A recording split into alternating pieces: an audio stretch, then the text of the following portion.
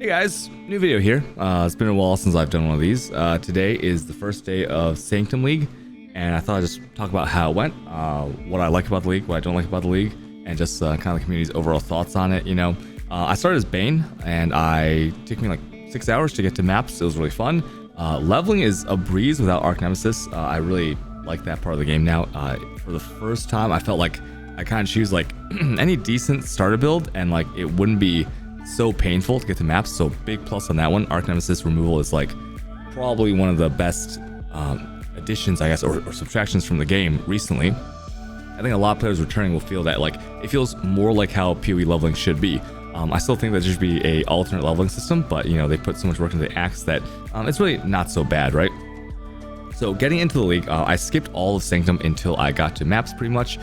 And then when I got to maps, some things were incredibly noticeable from the start. And I think it's like okay because instead of like being mad or like upset at the league or mad at grinding your games or something, it was just kind of like funny, right? We had a good time. It's still really fun. So I guess we'll go over the pros first. And then the cons. So the pros, it is really fun. Like I enjoy engaging in the league every time I go into maps. Like if I see that little bubble appear with a little teleporty thing, I want to go in there. I don't want to skip it. It doesn't really matter to me whether I stack up 8 of them to run a floor at a time, or if I, just do them as is. I'm always kind of enjoying it. I'm always like, oh man, what could the next room be? Let's see like if we can get some good buffs, good debuffs and stuff like that. And I'm coming from a place where like I love roguelites, right? Like Hades, Slay the Spire, Loop Hero, Darkest Dungeon, like all these kinds of games. Like man, when I play those, it's like an intense dopamine rush. I was kind of getting the same thing early on from the Sanctum League, because like you have to like keep progressing to do better and better, because you have like this carryover progress like most roguelites do. In Sanctum League, it is with the relics, right? And then also with things like your knowledge of like knowing which rooms are good, knowing which ones are like harder or less difficult, and knowing what the bosses do and everything, right? So you can kind of do better each time, which is core to that gameplay. So the pros is that I believe that every player that going in there will actually like find a sense of fun, because like you never know what you're gonna get. Choosing rewards is kind of cool. You have a little bit of agency there. Later on you kind of figure out that you have less of it, but we'll go over that later. And lots of the buffs are really cool. Like I wasn't actually able to get some of the buffs, like some of the deals, the Halo Handshake icon, because I didn't know how the quests work in Act 7. Talk about that later too.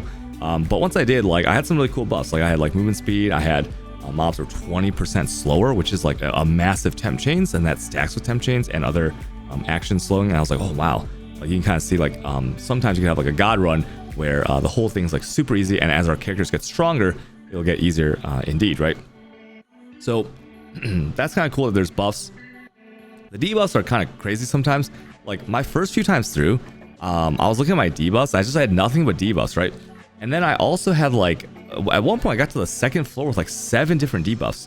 And I was like, man, when I'm in these other roguelites, do I ever like get to a boss and I have like nothing but things that make my character weaker?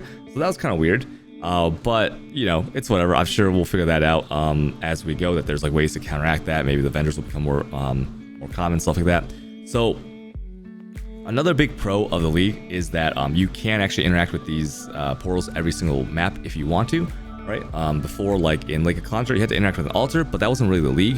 You had to build altar. Maybe it'll take you 10 maps, maybe it'll take you 25 maps. And that kind of sucked because it was like playing standard for that long, and then you go out of map and then you do some zone, and it could be complete garbage. And then so you were actually playing standard.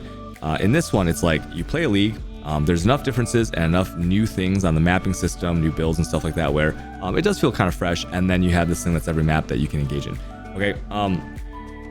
For this video, let's talk about some of the cons, because I'm someone who like I really want to enjoy a league. I have no like bad will towards grinding gear games. I would only want them to succeed, because if they have a good game, then I play for longer, and since I stream full time, it's better for me too, right? So that's kind of, I don't have a horse in the race of like these Reddit Andes like complaining about every little thing, and like just like shit talking people, right?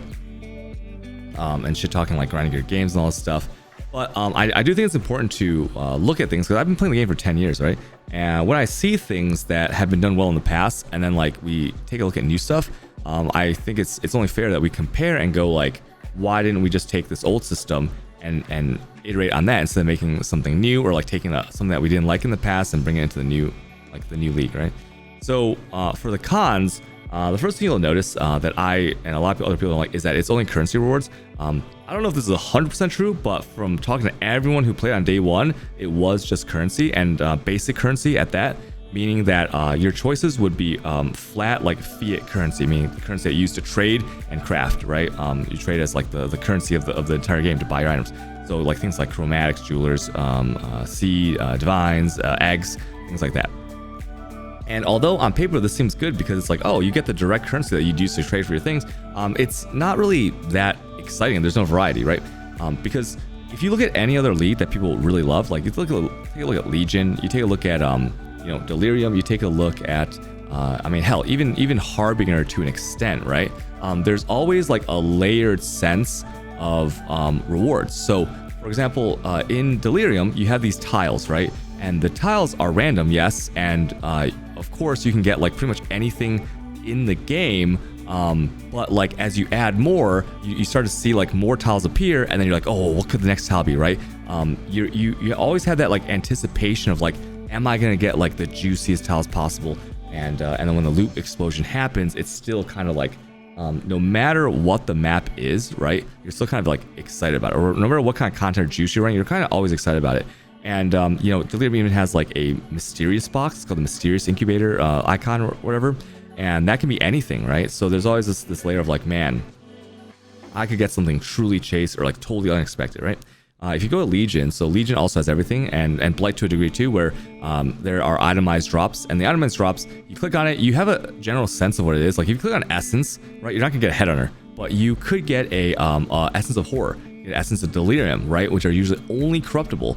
Let's say you get, hell, let's take this to the extreme. Even if you open an armor or a weapon chest, you have a chance of getting maybe fracture something, or maybe you have a chance of getting white sockets, right? These are small variations on the basic drop pool that you go, whoa, like I didn't know that could drop there. And that sense of I didn't know that could drop there, like what could this thing be, is very exciting. When you see like fiat currency as like given as all three of the rows of rewards, it's not really that exciting because you look back and you're like, man, I pretty much know what I'm gonna get. So it's way easier in your mind to make a connection of, okay, now I can kind of chart this out, right? If it takes me X amount of minutes to do these many floors, and I get Y amount of rewards.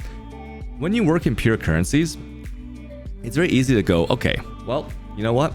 The maps that I just did, I dropped 10C. I literally dropped 10C, and I got like a few very easily sellable commodities, right?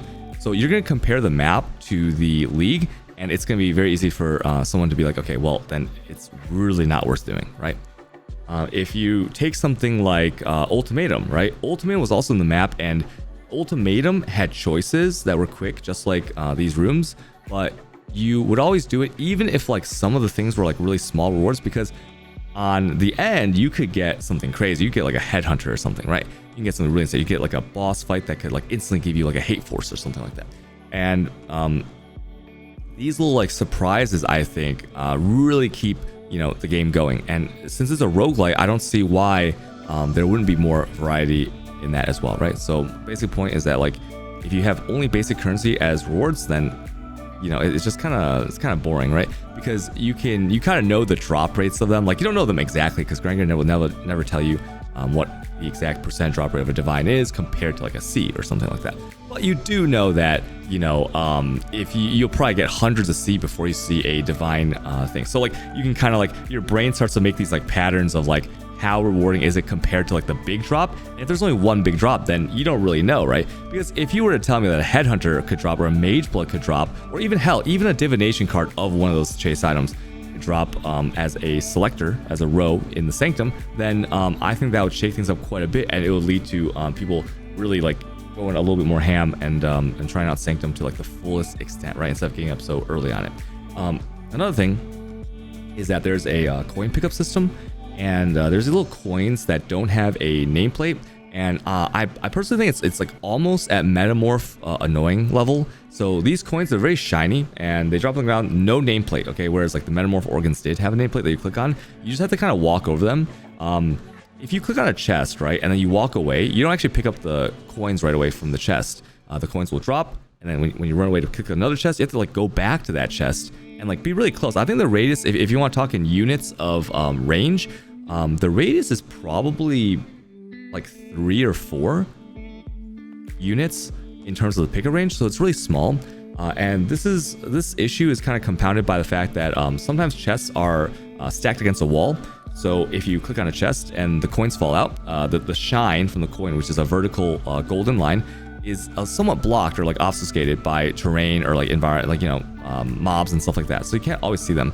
Another thing is, like, since resolve is like your kind of health bar in there, you can't always go get the coins right away. So you might forget about them because you have to worry about your resolve, right? You can still get hit while you know, opening these chests and stuff, because sometimes they're like placed at the back of a room when the level is still going. Another thing that I find is they drop from pretty much everything. Like, they drop from some of the bigger mobs. They definitely drop from the unique name, like the Rogue Exile mobs, that sometimes it's like the quest to kill all of them. Since they drop on them, so sometimes they spawn 2 at once. So it's like you kill one of them, there's like a little pack of coins there, but like the other guy's still like free casting on you. So it's like it makes it really awkward, right? To get the currency, especially since sometimes they drop in the middle of like a trap or something like that. So I think that the coin drop thing, I don't know if it was like to make you feel like you were getting something, but we know from like Metamorph that we don't really like having to pick up a reward, so to speak. And in the sense of like how there's so many, right? Because you can stack hundreds of these in each level if you're lucky. You know, no one really wants to go around and make sure they stand for a couple seconds, like swirl around like the chests and each mob, right? It's just not fun. And this is actually something they did in Expedition, where they removed that, right? You don't have to get the artifacts anymore. You just literally have the artifacts. You open a chest and you have the artifact. So we have 2 instances in the past where Metamorph and Expedition, where these small currencies have been proven that you have the technology to just give it to the player and make it like you know, put it somewhere like, you know, in the UI that it instantly picks up or whatever, and that's fine, right? I see no like counterplay or skill-based reason that this is in the game, especially since there's so many of them. And also, like, some of the chests can be even missed. So if, like, I had someone tell me earlier, they're like, man, I opened 4 chests, there was no rewards, and they were the like the little Templar chests with only coins in them, right, for the major and minor rewards. And I was like, oh yeah, that is the reward, the coins. Okay.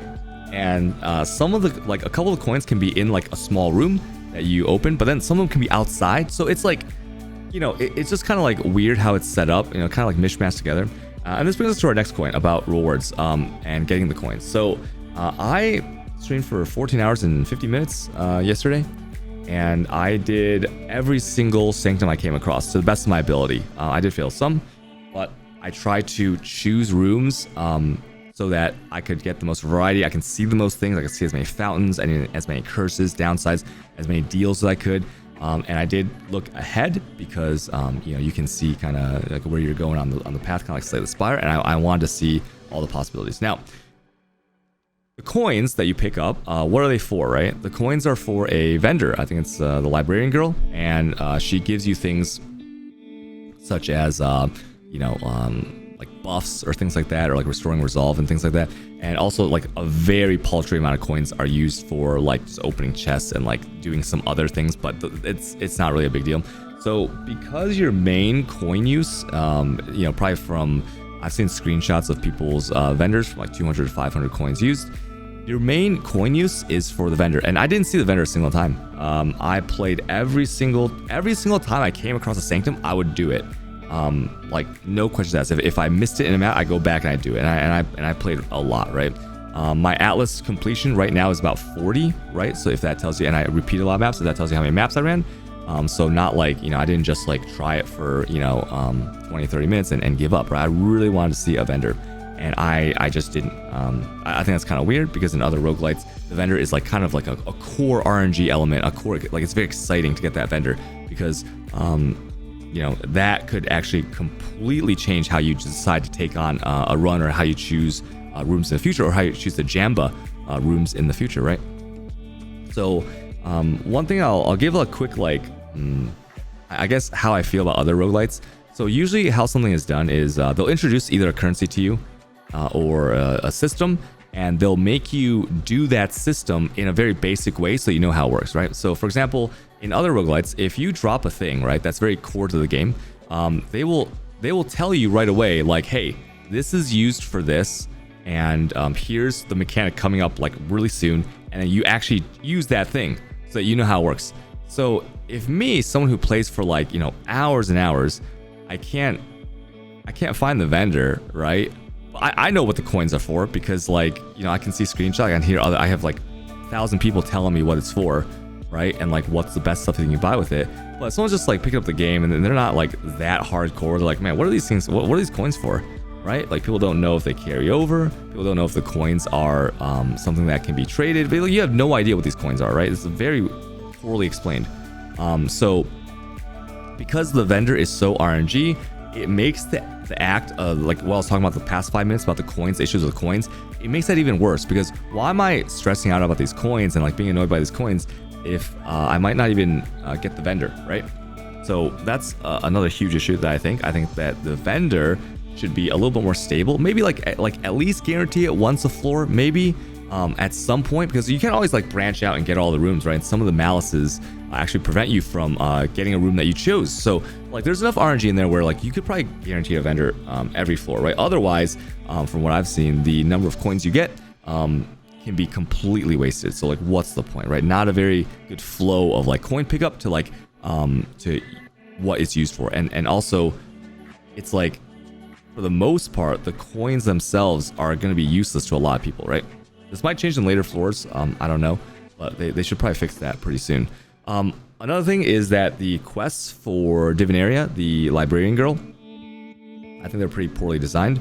So I have quest tracking turned on at the start of every league, and from, once again, basing on my experiences from previous leagues, the quests don't really guide you the way that they should to the area that you need to go in order to unlock Relic Locker, and the second thing is unlocking the faded packs or whatever they're called, the handshake icon, purple and gold handshake.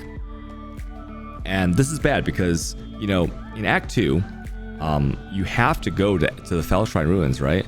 Because you have to go there for your lab trial, and you have to go there, what else do you need to go there? Some people might even go there for a side quest, but when I was looking for the area that she was at, I didn't like see her at all.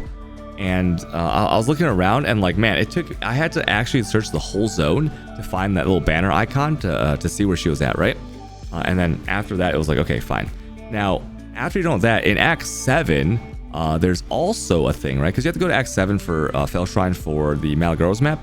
And when you're there, right, well, same thing. You have to like find where she is, like where the Sanctum is, and then go in there and you click on this orb, and that's like, oh, you have these faded connection things, right? And then once again, it's not really well explained, because you just go in there, you click it, and it's done. And it's like what? Like, what is this? Is there an example of this or what? No, it's just like, it just tells you that you have this handshake thing enabled, and I'm like, okay, fine. And I didn't know about this until like 13 hours into the league, right?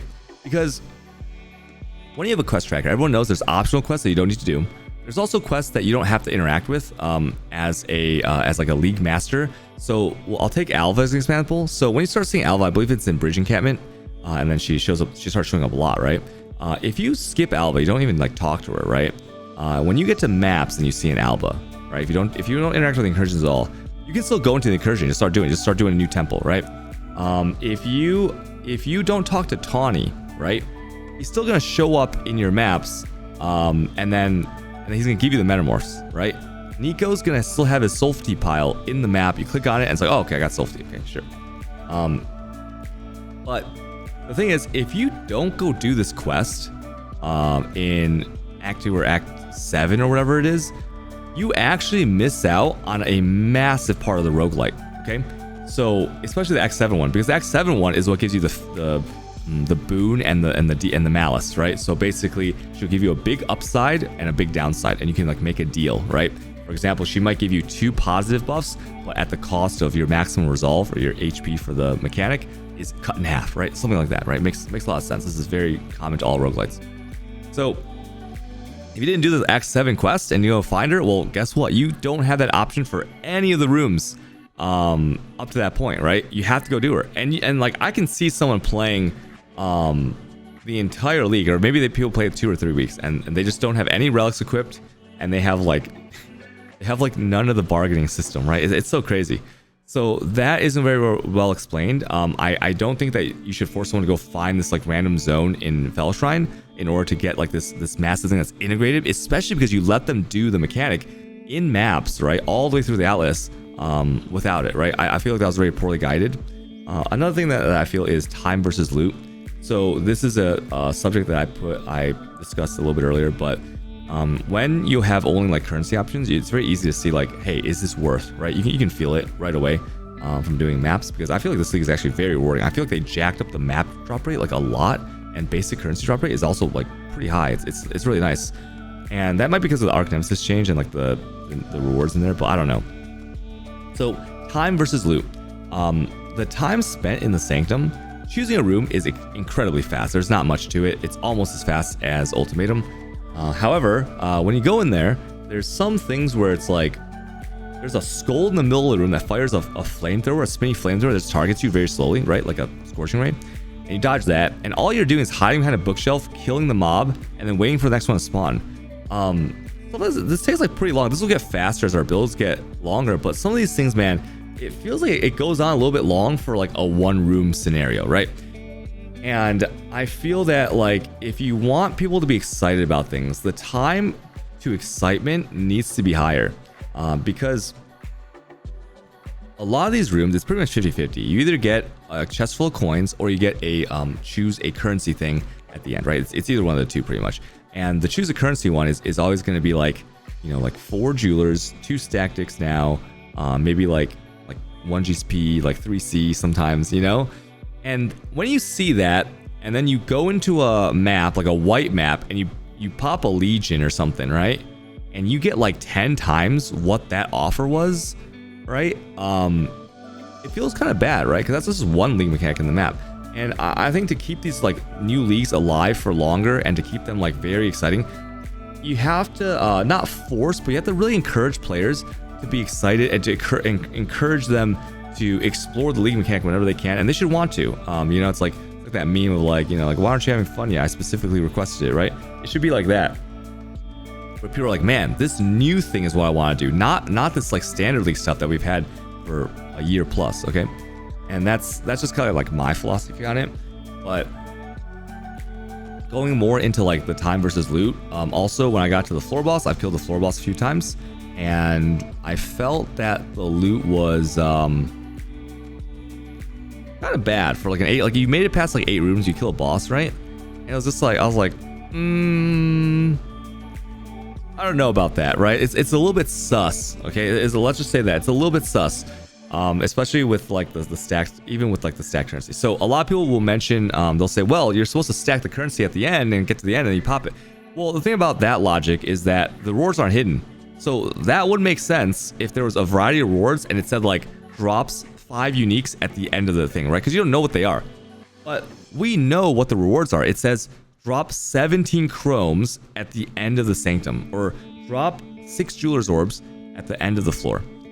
And so you can do some multiplication, be like, okay, there's 4 floors. If I keep getting stuff like this, man, you can kind of see that it's going to be pretty bad, okay?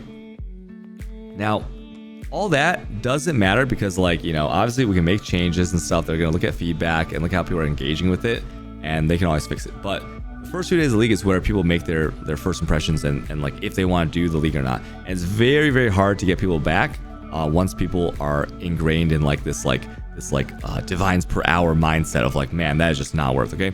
You can see what happened in Lake of Calandra. So it's these kinds of leagues are a little bit worrying. So where the fun of it might not trump people's like FOMO of like, man, if I just don't go blast these tried and true mapping strategies, I'm gonna be like losing a lot of money, right? Instead of like maybe they even want to run the Sanctum, but they can't, right? Because the mapping's just so much better. Another thing that I noticed from Calandra League was that like I would sometimes take like 10 to 20 to 30 maps to set up a really good Lake of Calandra. And then in between, since in the map, the setting up of the tablet wasn't really like that exciting, right? I was basically playing standard for that many maps. And so in this league, if people decide to save like 8 rooms and they go, right? Or they save up like all these floors, it's kind of like playing standard. Because if you don't engage with the league or you don't want to engage with the league, then what is this league? Well, it's standard, right? Or it's like a worse version of heist, I guess, because instead of waiting for a door to open and a rogue exile to like go pick a lock or something, you're waiting for like these traps, or you're waiting for like these like exiles to spawn, or you're trying to find an exit. You're just trying to walk to the exit while not letting your resolve go to 0, which is resolve is just, it's just like a reverse alert bar, I guess, in a sense, right? So that's kind of weird. But anyway, I think the resolve system is actually fine. You know, you'll get better at like exploring the rooms, and you'll get really used to all the attacks and stuff like that, all the telegraphs. I'm just worried about the standard nature of the maps, because if you're saving up relics, you're playing standard for 8 maps, right? Another thing is some of these mobs are kind of like weird. Like there's certain mobs that aren't the unique named ones that are very hard to see when they're attacking you, right? Or their attacks come out like a random dash or something, and so it hits your resolve. But there's this one guy in particular that's kind of a dickhead, and he's a rogue exile that teleports, but he also like blinks into like 3 images of himself, and it's just like super annoying, okay? And the cooldown on his skill is like very low. There's no other exile that has either that low of a skill cooldown or that annoying of a skill. Everything else is pretty standard. Like they have AoEs, they have telegraphed like skill shots and stuff like that. So that guy probably needs to be changed, especially in the lower tier maps, for someone like, if someone's playing like a mine build or something, or like a lesser AoE build, it's gonna be like the Wakawaria Tuahu boss, right, in the unique map that like just teleports around. It's super annoying. Another thing that I want to talk about is the minor versus major treasures. This was like something where I looked on when you look at the map, right, you see minor and major treasures. And for the most part, you know it's going to be kind of the same thing. There's not that much of a difference between them. Like there's a few more chests, right? But once again, the coin usage is so like kind of rare that it doesn't matter that much. And also the risk to reward doesn't match. Minor and major rooms, in my opinion, are pretty much the same thing. You know, they can be interchanged. So like when that's the case, people are just going to take the major room. And since they're usually like close together, you can still end up at the same room anyways, right? So afterwards, so it was kind of weird that split didn't have that much of a difference. So those are kind of like the cons and stuff that I've noticed so far. But overall, what do I think about the league? I'm having a lot of fun. I just hope that like some of these things get iterated on sooner rather than later, because I'd hate to see like another like Lake of Calandra thing where it is pretty damn fun if you do invest in it, right? And the really cool stuff is like at the end of it, right? The really rare stuff that's like really special, that makes the league special and unique, isn't really played by many people because they quit early, right? So that's my thoughts on the initial league. I'm excited about some stuff that's not related to Sanctum. There's an Explodey Flask this league, so that's really cool, and I'm looking forward to seeing what other buffs are in the game, because it seems like a lot of stuff's buffed. Like I think like the mapping is buffed, and yeah, it's a great time. League start is always fun. So that's just my day 1 impressions. I hope you guys enjoyed the video. And if you have any questions, I stream every day on twitch.tv/QDog_. Ask me any questions you want there. Okay. I will be still giving Sanctum a real effort. I'm going to be playing it for like probably a month straight, trying to really figure out all the best combos. And because I'm not someone who likes to play standard. You know, I've farmed leagues so many times in the past that I don't really care if I just juice the map and ignore the league mechanic, right? I want to play the league mechanic because that's new and that's fresh. So hope to see you guys playing the league and giving it a real try. And Grind Gear, I'm sure, will make big improvements to this league. And see you guys later. Okay, thanks for watching my video, guys. Bye. Bye, guys. Bye.